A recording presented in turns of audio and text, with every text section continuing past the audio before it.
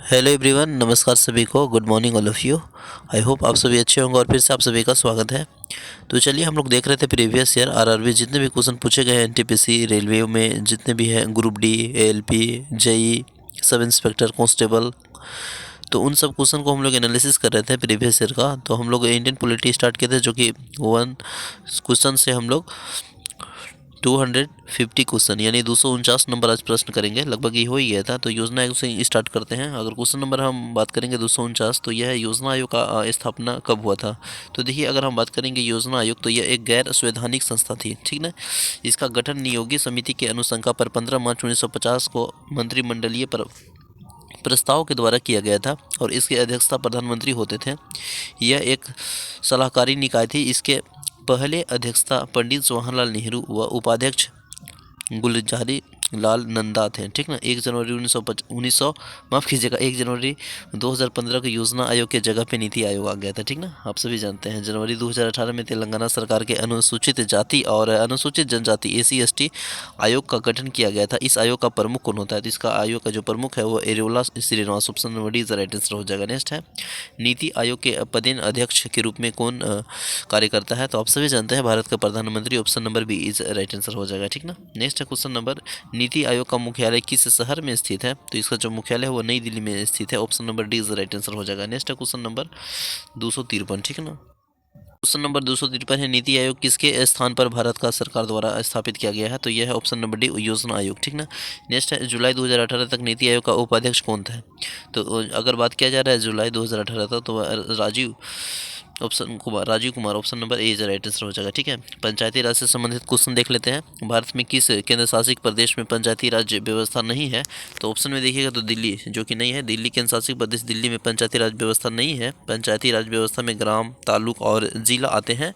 इसकी स्थापना पंडित जवाहरलाल नेहरू द्वारा राजस्थान के नागौर जिले में बगदरी गांव में 2 अक्टूबर 1959 को पंचायती राज व्यवस्था लागू किया गया था। अनुच्छेद 40 में राज्यों के पंचायतों का गठन का निर्देश दिया गया है और 73वें संविधान संशोधन 1992 के तहत पंचायती राज्य संस्थाओं को संवैधानिक दर्जा प्राप्त हुआ, ठीक ना। संविधान के भाग 9 में पंचायती राज व्यवस्था का वर्णन भी मिलता है। नेक्स्ट है क्वेश्चन नंबर 256। इसमें देखिएगा तो क्वेश्चन है, खाली स्थान सिफारिश की निर्णय लेने की शक्ति और विकेंद्रीकरण किया जाना चाहिए और निर्वाचित स्थानीय निकाय को स्थापित की जानी चाहिए। तो ऑप्शन नंबर डी है, बलवंत राय मेहता समिति। नेक्स्ट है क्वेश्चन नंबर, भारत के पंचायती राज्य संस्थापक स्थापित करने वाला पहला राज्य बना। तो पहला जो राज्य बना वो आपका है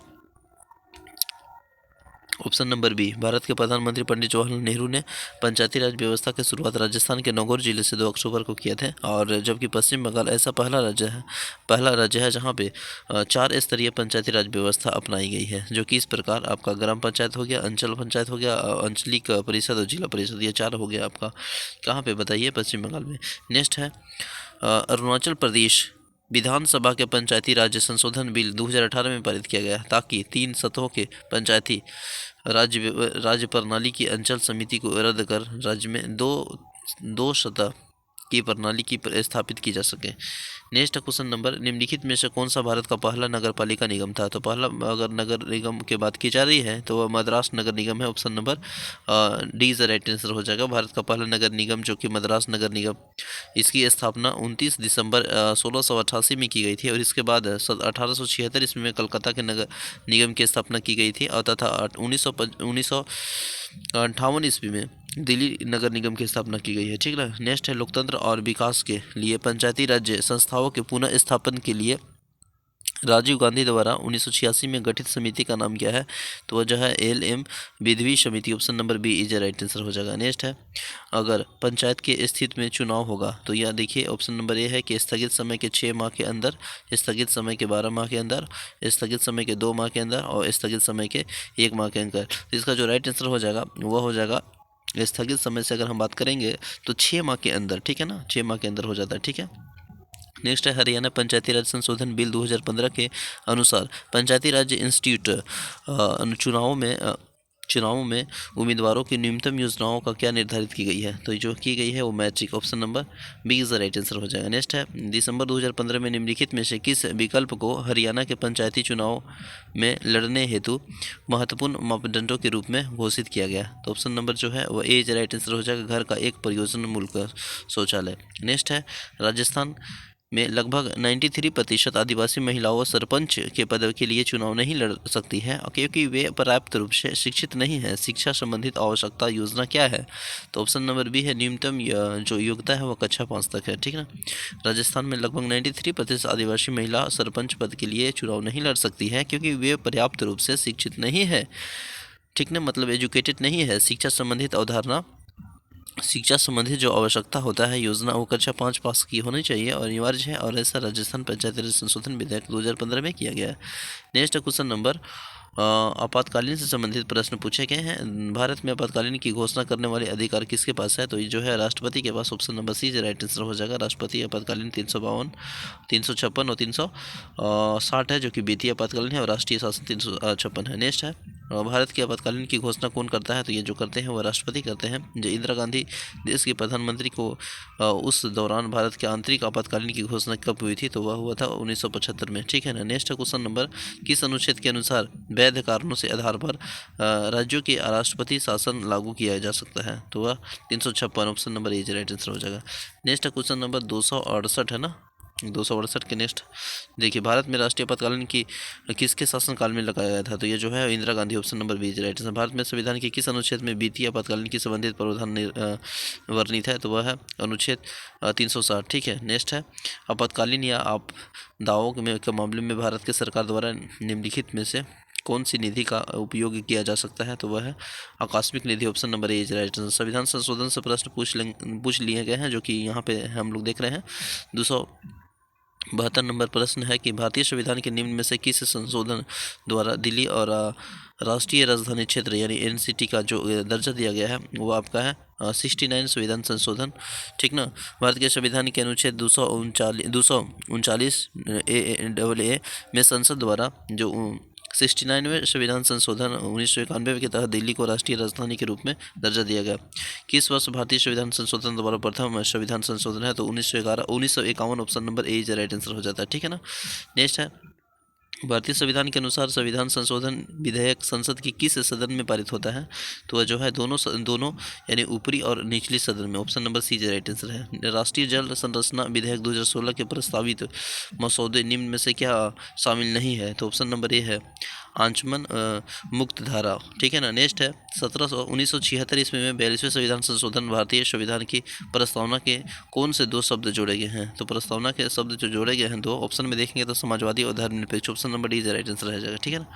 नेक्स्ट है, निम्नलिखित में से भारत के पंचायती राज की स्थापना के लिए निम्नलिखित में से कौन सा संवैधानिक संशोधन अधिनियम प्रदान किया गया है, तो 73वां, 92वां और ऑप्शन में देखिएगा दिया है 73वां, 92वां और 73वें संविधान संशोधन द्वारा 1992 में अंतर्गत संविधान के भाग 9 के 11वीं अनुसूची जोड़ी गई है और इसके पंचायती संबंधित प्रावधानों को सम्मिलित किया गया है, ठीक ना। तो 74वें संविधान संशोधन अधिनियम 12वीं अनुसूची से जोड़ा गया है जिसके अंतर्गत नगर पालिका और संवैधानिक दर्जा संरक्षण प्रदान किया गया, ठीक है। भारत के संविधान के सेक्युलर शब्द को किस संशोधन अधिनियम के माध्यम से जोड़ा गया है, तो वह जो है 42वें संविधान संशोधन, option number D right answer हो जाएगा। 42वें संविधान संशोधन 1976 में, ठीक है। नेक्स्ट है, भारतीय संविधान की प्रस्तावना को किस संशोधन के अनुसार संशोधित किया गया है, तो वह जो किया गया है वो 42वें संविधान संशोधन 1976, ठीक है ना, जो कि मिनी संविधान संशोधन का दर्जा दिया गया है और अब सबसे बड़ा और संवैधानिक संशोधन है। इसके प्रमुख प्रावधान निम्नलिखित है, जिसे प्रस्तावना का समाजवादी, पथनिरपेक्ष और अखंडता सब जोड़ा गया है। सभी नीति निर्देशक सिद्धांतों को मौलिक अधिकारों पर सर्वोच्चता सुनिश्चित की गई है। भाग 4 का तथा अनुच्छेद 51 को जोड़कर नागरिकों को 10 मूल कर्तव्य शामिल किया गया है। इसके द्वारा किए गए संविधान संशोधन के न्यायिक परीक्षण से मुक्त कर दिया गया है। शिक्षा मापदंड और जंगली जानवर पक्षियों की रक्षा जनसंख्या नियंत्रण सूची और सम्मति सूची में रखा गया है। नेक्स्ट है 92वें संविधान संशोधन अधिनियम के माध्यम से भारतीय संविधान की 8वीं अनुसूची में निम्नलिखित भाषाओं में से शामिल नहीं किया गया है। तो देखिएगा तो ऑप्शन नंबर डी है, कन्नड़ नहीं है, बाकी मैथिली, संथाली और बोडो है। ठीक ना, D is the right answer हो जाएगा। नेक्स्ट है श्रीमती इंदिरा गांधी द्वारा लगाए गए आपातकालन के दौरान अभिनीत खाली स्थान महत्वपूर्ण और बड़ी ही संख्या वाले परिवर्तन के मिनी संविधान के रूप में जाना जाता है। 42वें संविधान संशोधन हम लोग सभी जानते हैं, मिनी कॉन्स्टिट्यूशन। ठीक है, संविधान के 96वें संविधान संशोधन का उद्देश्य क्या है? तो इसका उद्देश्य है वह है उड़ीसा के स्थान पर उड़िया शब्द का प्रयोग। Option number A is right answer हो जाएगा। ठीक ना, 96वें संविधान संशोधन द्वारा, ठीक है ना, यह प्रावधान किया गया था उड़ीसा शब्द का प्रयोग। नेक्स्ट है क्या 2015 तक संविधान के संशोधनों की कुल संख्या क्या थी? तो 100 थी। ठीक ना, 2015 तक। लेकिन वर्तमान में देखेंगे तो 104 भी हो गया है, जो कि एंग्लो इंडियन के जो सदस्यता की थी उसका रद्द कर दिया गया। वैसी ST का जो क्या है बताइए, आरक्षण 10 साल बढ़ा दिया गया। ठीक ना, नेक्स्ट है भारतीय संविधान के दिए गए कुल संशोधन की संख्या कितनी है? तो यह उस समय के क्वेश्चन है, इसलिए option number A right answer है। लेकिन अभी वर्तमान में देखेंगे तो आप सभी जान रहे हैं कि भारतीय संविधान के किए कुल संशोधन की संख्या कितनी है। तो संशोधन होते रहते हैं, तो अपडेट रहने के लिए बात है। ठीक है, नेक्स्ट है संविधान का कौन सा संशोधन सरकार के निजी उच्च शिक्षा संस्थानों के रूप में अन्य पिछड़े वर्गों के लिए 27% आरक्षण का प्रावधान किया गया है? तो यह जो 73वें संविधान संशोधन सरकार के निजी उच्च शिक्षा संस्थानों के रूप में अन्य पिछड़े वर्गों के लिए 27% आरक्षण प्रदान करता है। और इस संशोधन के अधिनियम के अनुसार संविधान के अनुच्छेद 15 के खंड 5 के जोड़ा गया है। और संविधान के संशोधन के प्रक्रिया का जो वर्णन है वह अनुच्छेद 368 और भाग 20 में मिलता है। नेक्स्ट है भारत का जो भारतीय संविधान का 99वें संविधान संबंधित के बारे में बताया गया है। तो देखिए 99वें संविधान संशोधन की अगर हम लोग बात करेंगे ना,